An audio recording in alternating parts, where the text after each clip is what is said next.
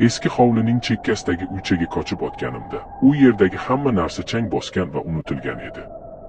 Ayniqsa dahlizdagi ulkan, hoshiyalari oyib ishlangan kozgu e'tiborimni tortdi. U shunchalik qadimiy ediki, sirti biroz xiralashgan, go'yo ichida kimningdir xotiralari yashiringandek edi. Bir kuni kechasi soat millari tungi 3ni ko'rsatganda suv ichish uchun oshxonaga chiqdim. Dahlizdan o'tayotib beixtiyor kozguga qaradim. Tashqarida yomg'ir savalardi, chaqmoq chaqqanda dahliz bir lahzaga yorishib ketdi. Shu soniyada yuragim ortga tortib ketdi. Kozgudagi aksim menga qarab turardi, lekin u men bilan bir xil harakat qilmayotgan edi.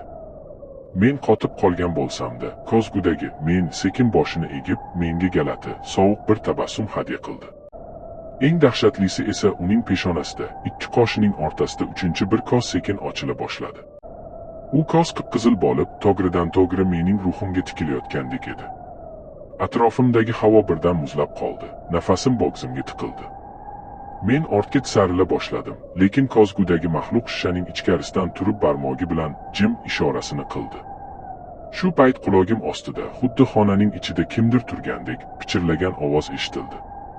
Sening o'rning endi bu yoqda. Chiroqni yoqishga ulgurmadim. Kozgu sirti suv kabi to'lqinlanib, undan oppoq, uzun barmoqlar chiqib kela boshladi.